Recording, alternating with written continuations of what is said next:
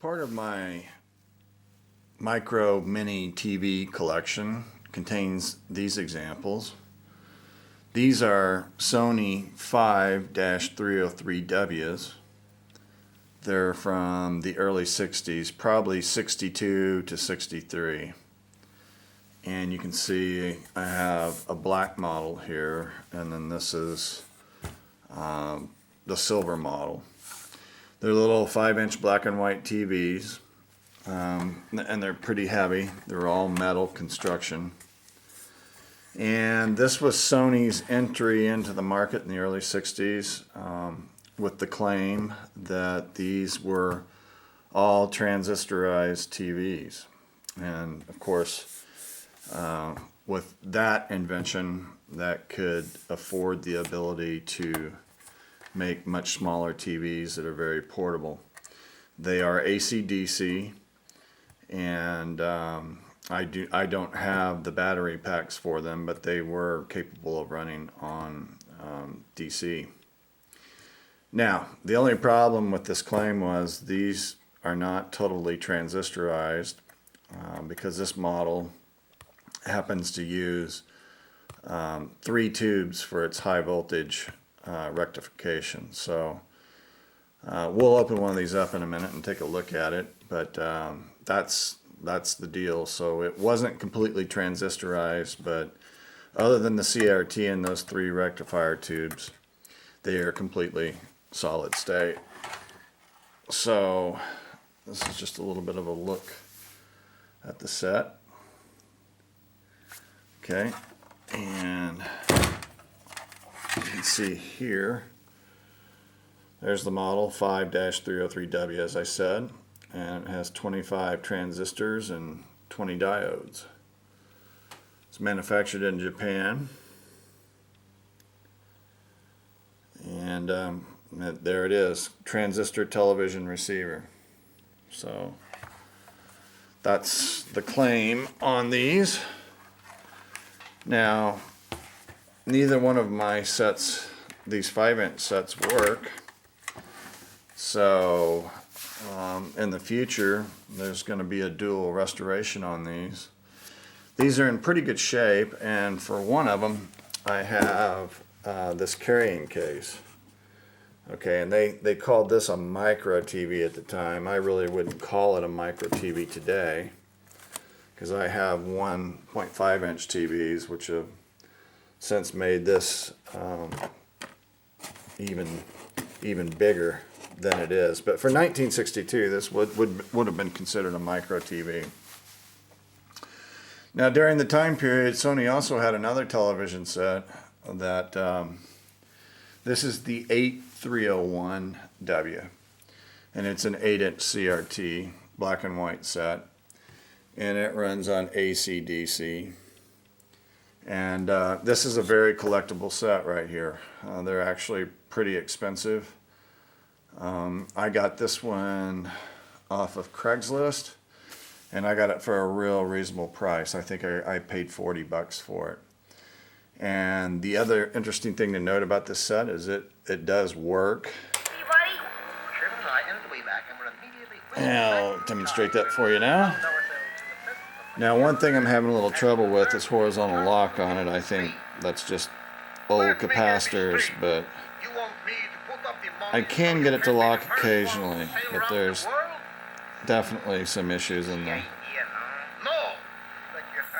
the circuit. So you can see there it's, but I lost it again. So obviously it's, I think it's got some bad caps in there. Old dried out caps. Because it will lock, and occasionally it will play for 5 or 10 minutes, but without losing horizontal. But anyway, I've got sound, even though the sound's got some buzz in it.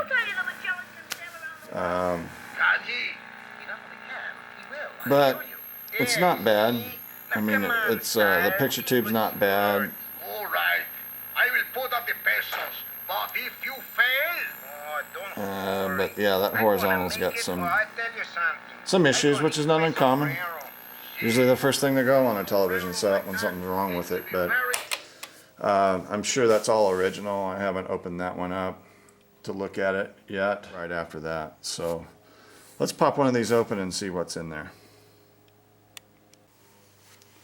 Okay, there's just a few screws around the case here and here and here that holds this open, and the chassis should just slide out according to Sam's, and yeah, it did.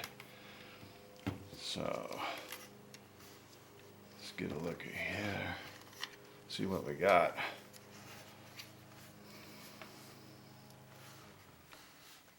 Okay, so let me see if I can get this camera out here and let you guys get a little better look at this.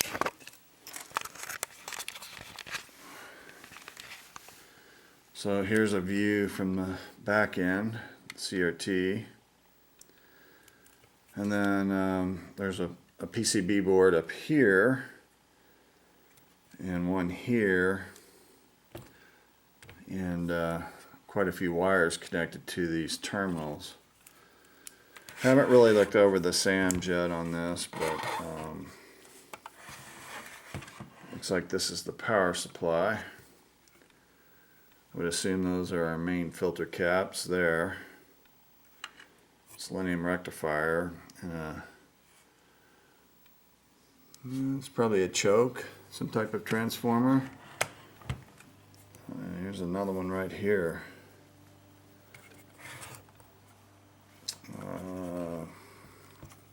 That could be, could that be the flyback? No, that's not the flyback. Obviously that's the tuner right there. Wow, this is a crazy design. Antenna. Okay, place to put an external antenna. That's a nice touch. Here is the circuit board on the bottom, and I would assume that it's got all the IF and video and sound IF there, all these little transformers. A lot of caps in there, and those germanium transistors. There's a ton of caps in here. There's some more transistors there. Looks like they're all germanium transistors. Well, that's cool. That would provide for better performance. There's a speaker and earphone jacks on this side. Then moving on, looks like the bottom of another circuit board. It looks like we've got screws here that maybe hold this trans. It looks like this is some type of hinge, hopefully it is, that you can just unscrew this and pull it back. Hate to think about desoldering all those wires, although that may be what's ultimately going to end up being required. And then the antenna coming in. There's just not much to look at from this side. The other thing that's curious is, where in the world are those tubes? Let's go into the schematic real quick. There are 3 1DK1s, high voltage rectifier tubes in this set. So maybe this picture will give us a show. Okay, so they are underneath. Let me get my bearings here. That shows like this. So underneath this circuit board is where those tubes reside. And I'm assuming they're in that little silver box right there. Now that's very interesting because in order to change those tubes, I don't know if you have to remove this or you remove the circuit board from here. I don't know. But according to the Sam's view of the chassis, which I think I'm looking at this right, those should be right there.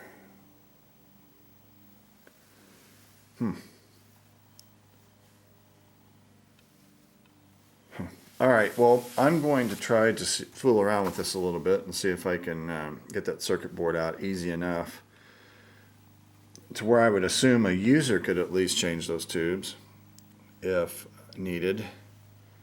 If not, that's a heck of a design.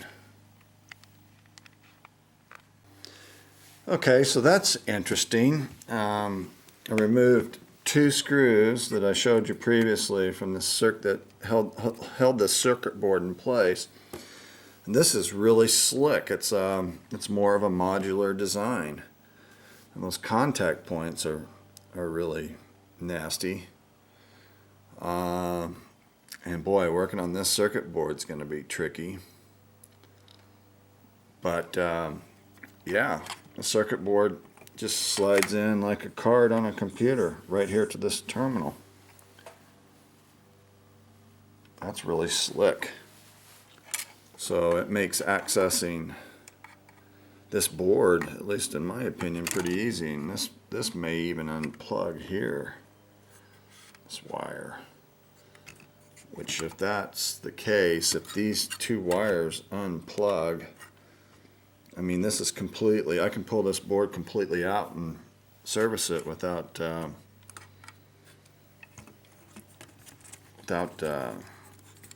unsoldering anything.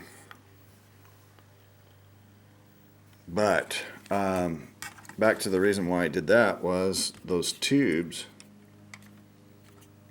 reside, those rectifier tubes reside in there. So maybe I'm going at it the wrong way. Maybe I need to come at it from the other side. But this is really interesting how this is designed. There's a, I don't know if you can see that big old honking power transistor right down there. I'm not sure what that is. High voltage anode right there. Yoke. Looks like that yoke's glued on there. Centering rings. Not sure how you would make any yoke adjustments with the set plane, considering that in order for this set to be plain, this has to be engaged into the slot here. But what is that picture tube? Can we see what that is? Let's get some light down in there. 3E16. Yeah, that's what that says. 3E. It's either, yeah, it's 3E16. But it's a 5-inch tube, and there's no 5 in there anywhere. And that's a Sony tube, so obviously the original tube.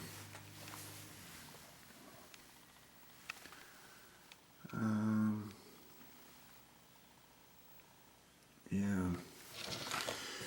I don't know. But I do have the documentation for the set, Sam's, the original Sam's, with the schematic, and so yeah, this looks actually kind of like a lot of fun to work on this. Just a neat little design, and I suspect the more I get into it, the more I'm gonna find it to be really interesting. But I'm really curious about how in the world to get into here, where those rectifier tubes are. Okay, the more I get into this set, the more crazy this design is. It took me 30 minutes to figure out how this board comes out, which is the opposite board from what I showed you last time. And all I'm trying to do is figure out where in the world those high voltage rectifier tubes are. And they are inside this box. And there are 4 tabs on this box. I just bent them over. I'm not going to open the box now because I'm not planning on working on this set for a while. But just as a note, if you were a casual user of this set in the early 60s, I doubt that there would be very many people who could, if these rectifier tubes did go, if they could manage changing this themselves, it would have to be taken to a repair shop. Because now that I have this board off, I can undo these tabs.